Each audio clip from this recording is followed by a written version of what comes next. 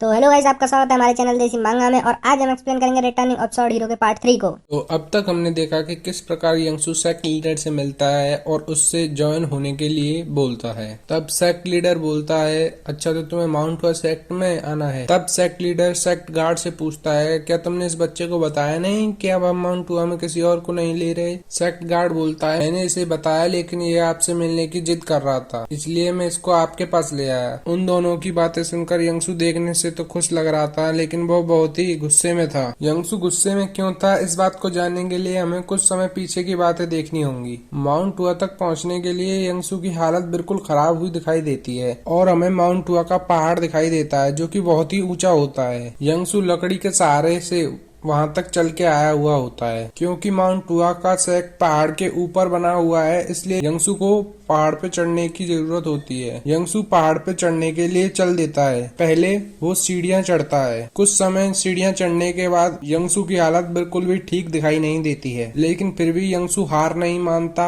और पहाड़ चढ़ने लगता है। वह मुंह में लकड़ी को दबाए पहाड़ पे चढ़ता है और आखिरकार वो माउंट हुआ पे पहुंच जाता है। वो बहुत ही ज्यादा थक जाता है, लेकिन जैसे ही वो माउंट हुआ को देखता है, वो कहता है, सेक्ट के नाम वाला वो बोर्ड कहाँ गया जिसको सेक्ट मास्टर बहुत ही प्यार से रखता था। और वो चिल्लाने लगता है और बोलता है कि ये सब देख के कहीं मैं पागल ना हो जाऊं। ये सुन के सेक्ट गार्ड आता है और दरवाजा खोलता है और कहता है, कौन है? और यंगसू को देख के बोलता है, अरे ये तो बस एक बच्चा है। सेक्ट गार्ड पूछता है, तुम यहाँ के अकेले आए हो? तुम इतने ऊपर अकेले कैसे आ गई? यंगसू कुछ बोल नहीं पाता है।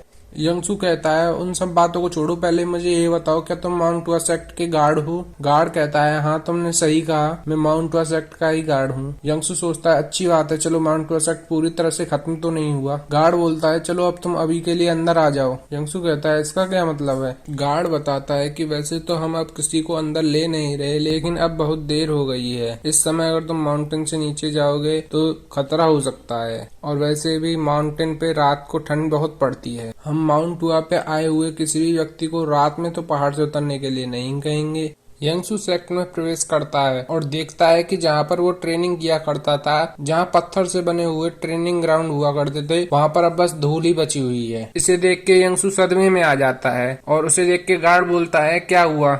यंगसू अपने अंतर्मन की आवाज को दबाते हुए गार्ड को बोलता है कि कुछ नहीं हुआ, ये ट्रेनिंग ग्राउंड तो आपका बहुत ही ज्यादा सुंदर है। गार्ड कहता है, तो अच्छा ऐसी बात है। कुछ और आगे जाने पे यंगसू देखता है कि पहले जहाँ पीक पर एक घर हुआ करता था, वहाँ अब कुछ भी नहीं है। ये देख के यंगसू और भी चौंक जाता है और गार्ड से पूछता है, ऐसा लगता है यहाँ पे पहले कुछ था। गार्ड बोलता है, ऐसा लगता है तुम भी देख पा रहे हो, लेकिन इस जगह पे पहले था कुछ। यंगसू सोचता है कि हाँ मुझे पता है यहाँ पे कुछ था, पर मैं तो ये जानना चाहता हूँ वो सब गया कहाँ। गार्ड बोलता है, ये बातें तुम जैसे बच्चों के जानने के लिए नहीं है। गार्ड बोलता है, चलो तुम इस तरफ आओ, हमें पहले कुछ करना है यहाँ पर। यंगसू बोलता है, जी सर चलिए। यंगसू चलते चलते सोचता है कि ये सब समझने लायक है, इन लोगों को ये सब करना पड़ा होगा। सेक्ट को गिरने से बचाने के लिए इन्हें पैसों की जरूरत होगी, तो इन्होंने जरूर इन सब चीजों को पैसों के लिए बेच दिया होगा। गार्ड यंगसू को टेंपल पे ले जाता है और उसे बताता है, ये हमारे पूर्वजों का मंदिर है। यंगसू बोलता है, काश यहाँ से कुछ गायब ना हुआ हो। गार्ड बोलता है कि ये माउंट हुआ सेक्ट का रूल है कि जो भी मेहमान यहाँ रुकता है उसे मंदिर पे प्रार्थना जरूर करनी पड़ती है। यंगसू बोलता है, ठीक है, मैं भी प्रार्थना जरूर करूंगा। यंगसू जैसे ही अंदर देखता है तो वह चौंक जाता है कि वहाँ पर वो सारी चीजें नहीं थीं जो पहले हुआ करती थीं। वहां से सोने के कलश, ड्रैगन की सोने की मूर्ति और उनके सेक्ट लीडर द्वारा लिखा हुआ प्रतिलेख सब गायब हो चुका था, और उसके ऊपर से माउंट हुआ सेक्ट की जान कहा जाने वाला एक फूल की डाली भी वहां से गायब हो चुकी थी, जो कि माउंट हुआ सेक्ट की जान कही जाती थी। यंगसू चिल्लाते हुए बोलता है, यहाँ पे एक फूल था, वो कहाँ गया?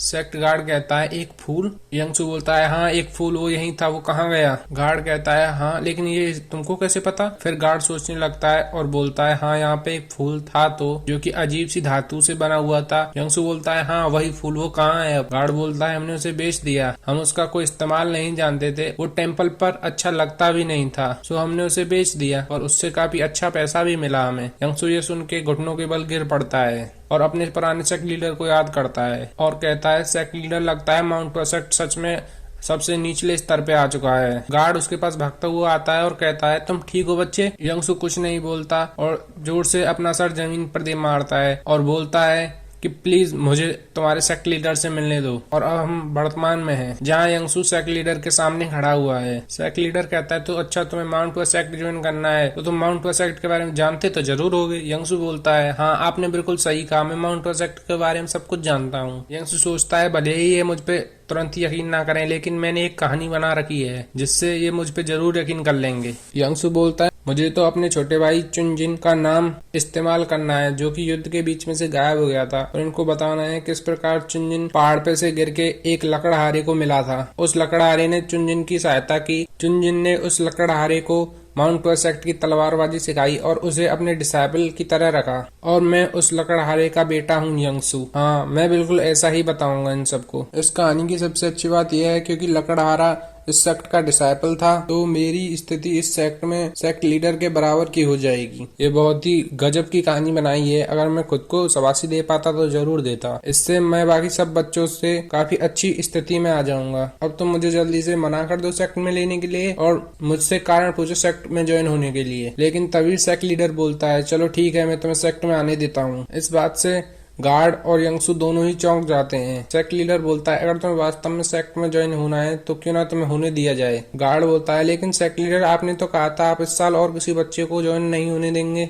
सेक्ट लीडर कहता है कि नहीं, मैंने अपना अब मन बदल लिया है, शायद ये हमारी किस्मत में है। यंगसू बोलता है तुम्हें किसी अनजान व्यक्ति को सेक्ट में लेने से पहले उसके बारे में पहले थोड़ा जान तो लेना चाहिए। सेक्ट लीडर बोलता है चाहे जो भी कारण हो, ये बच्चा यहाँ माउंट हुआ सेक्ट ज्वाइन करने ही तो आया है। सेक्ट लीडर गार्ड से बोलता है कि इस बच्चे को कपड़े दो और सारा बंदोबस्त करो इसके लिए। गार्ड बोलता है जी सेक्ट लीडर ऐसा ही होगा। फिर हमें कुछ समय आगे का सीन दिखाया जाता है जहाँ यंगसू को उसकी ड्रेस मिल गई होती है और उसने अपने कपड़े बदल लिए होते हैं। और यंगसू सोचता है कि मेरी जिंदगी के साथ ये क्या हो रहा है, लेकिन मैं अब कहाँ पर हूँ। मुझे याद है इस जगह माउंट हुआ सेक्ट में मेहमानों के लिए इस्तेमाल होती थी। मुझे लगता है ये जगह उन लोगों के लिए है जो माउंट हुआ सेक्ट में ज्वाइन होना चाहते हैं, उन्हें यहाँ पर ठहराया जाता है। मुझे ऐसा ही लगता है, लेकिन माउंट हुआ सेक्ट में ऐसे पहले नहीं होता था। पहले बच्चों को सीधे उनके मास्टर से मिलाया जाता था और उन्हें मास्टर के साथ ही रखा जाता था। इसका मतलब तो यह है कि इन और कमरों में भी लोग रह रहे होंगे। यह कह के यंगसू दूसरे कमरे का दरवाजा खुल के उसमें झांकने लगता है। तभी पीछे से आवाज आती है वहाँ कौन है। यंगसू डर के मारे दरवाजा बंद कर देता है और पीछे मुड़ के देखता है। वहाँ उसे एक लड़का दिखाई देता है। वो लड़का कहता है तुम दूसरे कमरों में क्या झांक रहे हो, क्या तुम एक चोर हो। इसी के साथ हमारा एपिसोड 3